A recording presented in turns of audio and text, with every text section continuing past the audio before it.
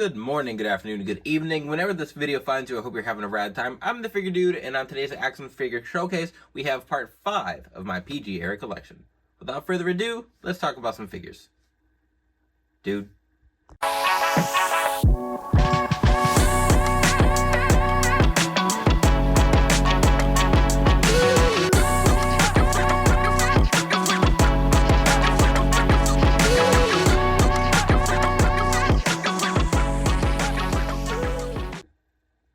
Welcome back. Like I said, today we've got part 5 of the PG era collection, and I think this is going to be the last part of this era just because we kind of start wading into the more modern era, and even though it's technically still PG, which at least as of right now, I don't know what it's going to be, what things will look like when I switch over to Netflix, but recording right now, it's still, I'm pretty sure, PG,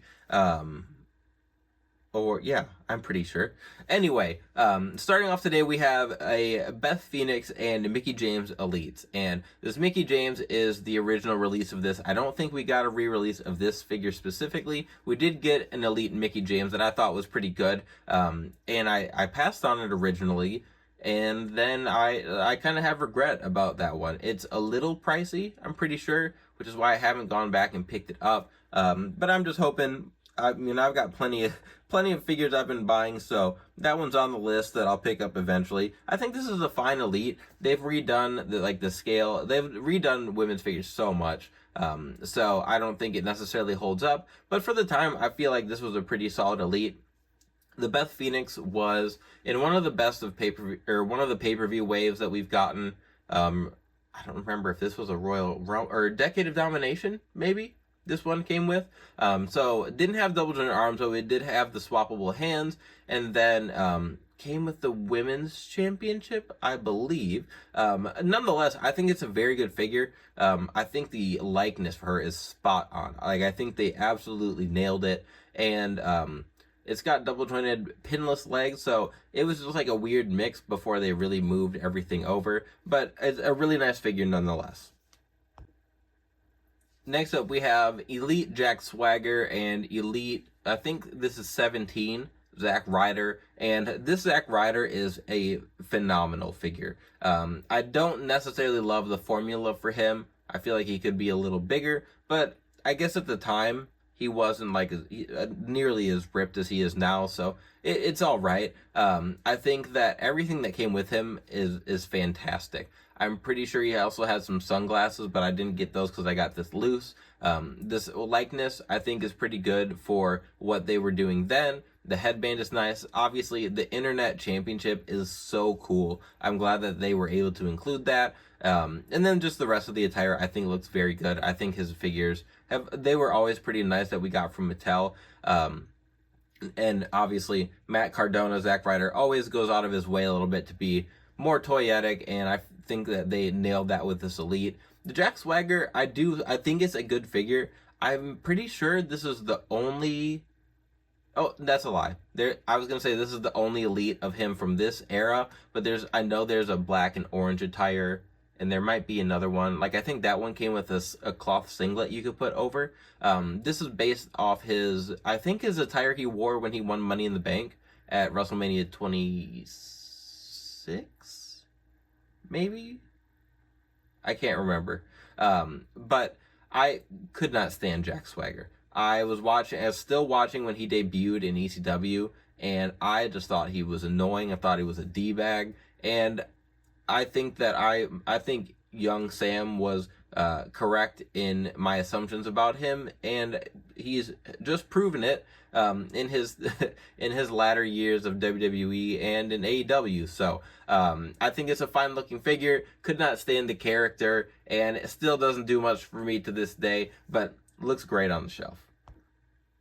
All right, I had to adjust the camera a little bit for this one, but this Big Show, I think, is one of his best figures that we got of him. I think the Network Spotlight figure of him is the best, and then there was another Elite that had like the long knee pads that covered his whole lower leg. I think that's his best Elite.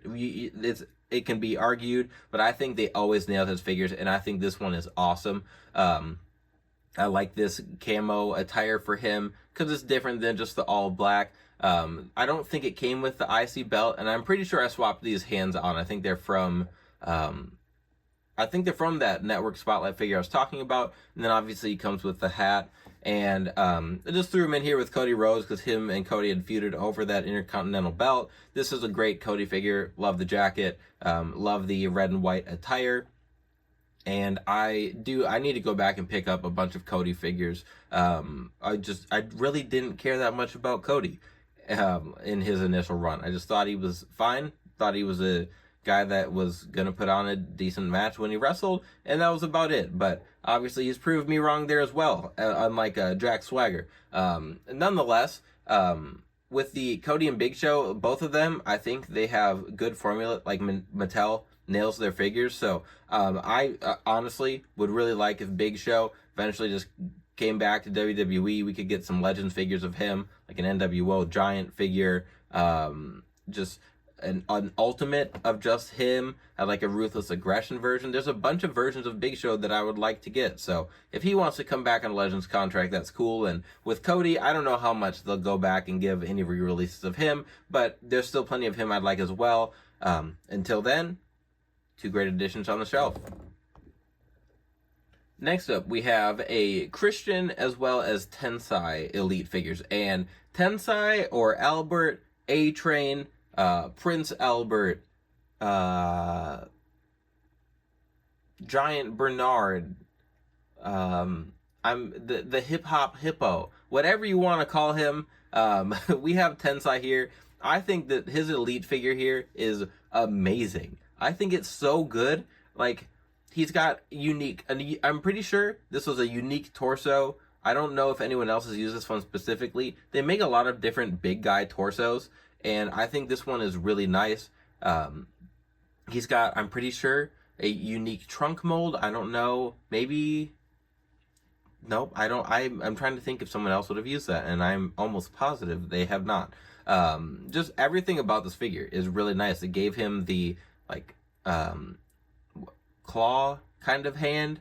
And even though it's not swappable, like in the latter Elites, I still think it looks very good. And then obviously, like, all the tattoos, the face paint, just, I think it's a really good figure. It came with the entrance robe, and I got my Tensai loose, so I don't have the headpiece, so I just don't put him in the robe. I don't like that I don't have all of it, but I think it's a great looking figure. So I do have a custom idea for him, so I'm not going to use this one, but we'll see if I get the opportunity to.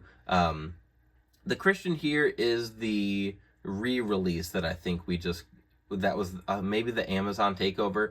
I didn't pick it up, but I think the True Effects looks really good on that head sculpt. So I eventually did loose, didn't get the shirt or anything, and I swear we've gotten the same Christian in the same purple attire like 3 times. It looks good. I don't dislike the figure. It's just we've gotten the same Christian, and there's just so many different outfits I like to get for him. But I still like it, and like I said, I love the Tensai. Next up, we have a couple of Elite Usos. I think those are Elite 31 in their like surfer island look, and it is so crazy for me to think how far the Usos have come. I think it's Jimmy is out, like they did an injury angle with him, and here I'm not even positive which one is which. These sculpts are virtually the same. Like, I know they're twins, but I always have a terrible time trying to identify which one is which.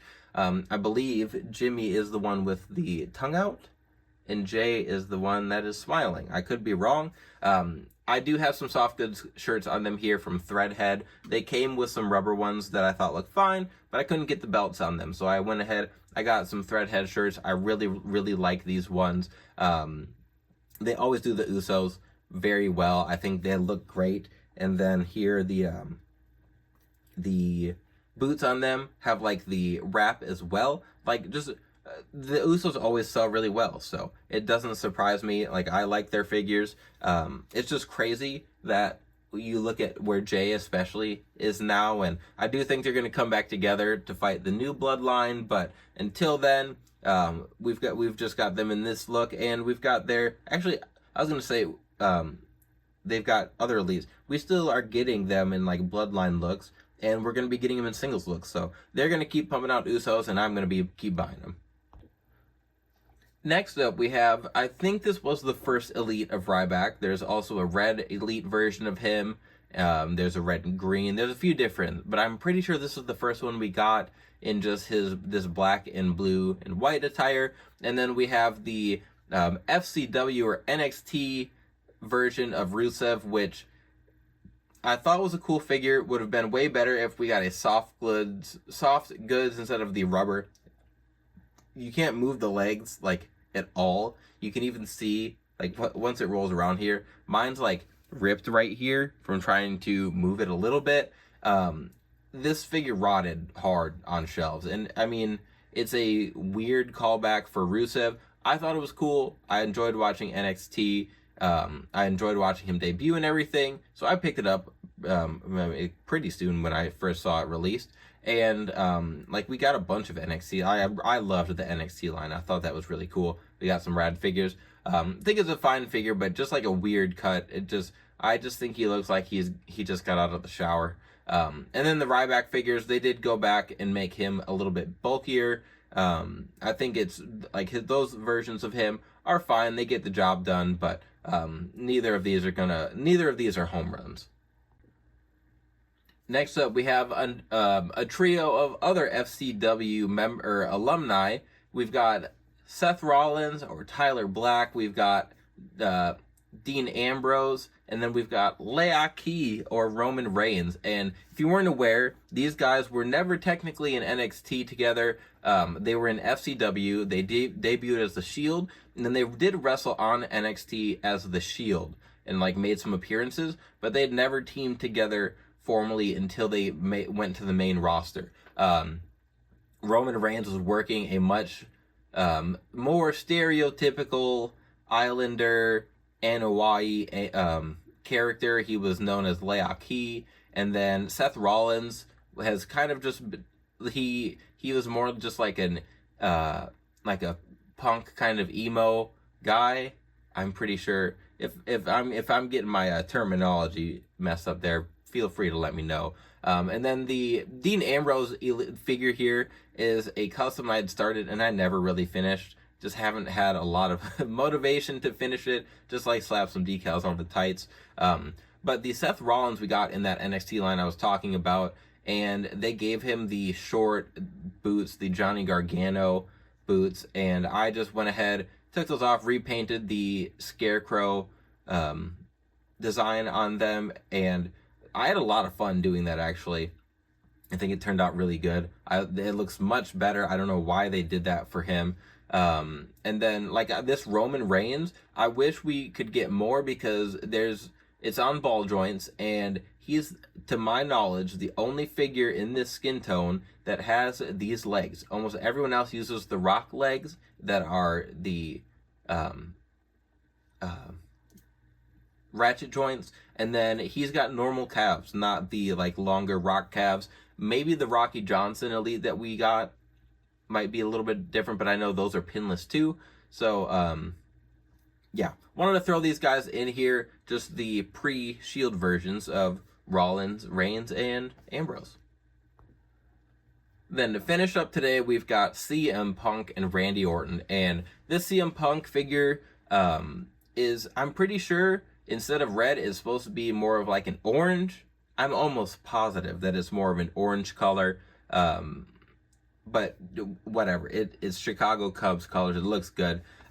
This cloth shirt is also from Threadhead, and then I put a Jazzwares hat on him because I thought that this worked better than the one that I had on it. I can't remember what it was. I expect every CM Punk to get re-released some way or another, and I'm down for all of those. This one specifically, you can see on his like left kick pad a little bit, it's all chewed up, and I'm pretty sure whoever owned this, they sold it as cheap as they did because his boot was all chewed up by probably a dog. Maybe a child, probably a dog. But then the Randy Orton over here, I'm pretty sure was a best of pay-per-view. This could be from his Money in the Bank figure. I think. I like this head sculpt for him. I think it's a good head sculpt. I'd like to see it redone with True Effects. Anyone that has a beard, give them to me in True Effects. I'd like to see that done. It obviously the arms on Randy Orton have always been a point of contention. I think they made him too skinny. Then they finally gave him the bigger arms, and then they switched to double jointed, and he went back to having skinny arms. So I just altogether think they can make Randy Orton larger. I know, like, they give him tall legs, the ripped torso, and that was all right, but dude's huge. And there's a lot of smaller guys on the roster now too, and I feel like that makes him seem even larger. He's like 6'5", 250. He's a massive guy, so I'd like to see that reflected in his figures. But that is it. That is going to be everything for today. If you want to see some more PG era collection of mine, we have plenty of other parts, 4 other parts that you can go check out. There's a lot of other videos on the showcase playlist, on the channel in general. If you made it all the way to the video, I appreciate it. Please continue to like, share, subscribe, and remember, you can't buy happiness, but you can buy more action figures. Figure Dude out.